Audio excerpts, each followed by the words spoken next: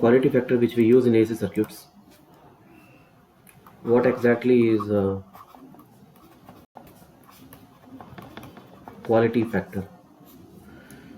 So basically this is used in tuning of circuits. It is used in tuning of circuits. So this is like a graph. You remember this, how do you find the current?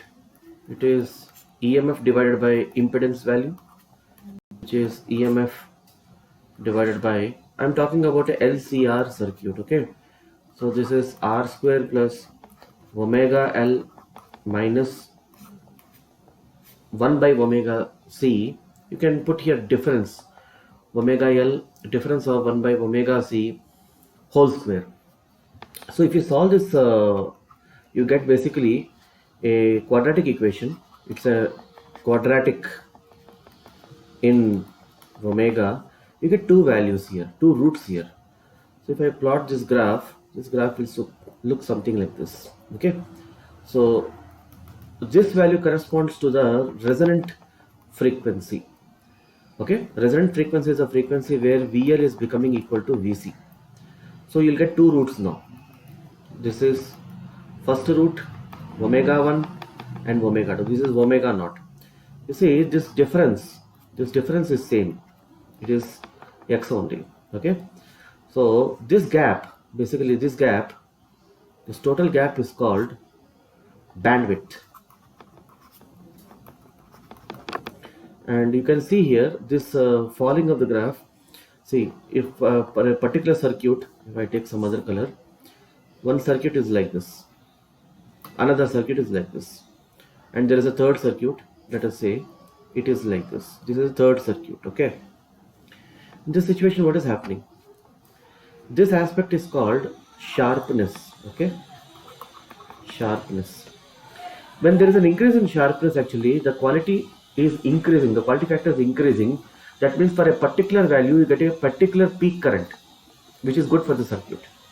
Okay, when it becomes more flatter, when this becomes more flatter, for the frequencies omega 1 and omega 2, you are getting actually, multiple current impulses. Okay, so this quality would not be good as compared with this case. So the quality factor basically is a ratio, it's a number which is given by VL by VC, or sorry, VL by VR or VC by VR. At resonance, VR is equal to VC. So if you simplify this, Q is equal to I naught into XL by I naught into R. So it is XL by R or XC by R. Upon further simplification, XL is how much? Omega L by R. Okay, so omega L by R is the value for Q. What is this omega? It corresponds to resonant frequency. You know how to find the resonant frequency. Resonant frequency is given by the expression, this XL becomes equal to XC, or omega L becomes equal to omega 1 by omega C. Omega square is equal to 1 by LC. Omega is equal to root over 1 upon LC. So that value you need to put here. So Q is equal to root over 1 upon LC into L by R. Upon simplification, this is root over L by C. Okay, so this we have taken this equation. We have taken this equation. If you take this also, no, you will get the same expression. You can see here, when the R value is high, quality factor is low. Okay, quality factor is low. For this circuit, R value is high, that's why quality factor is low. For this circuit, R is low, that's why the quality factor is high.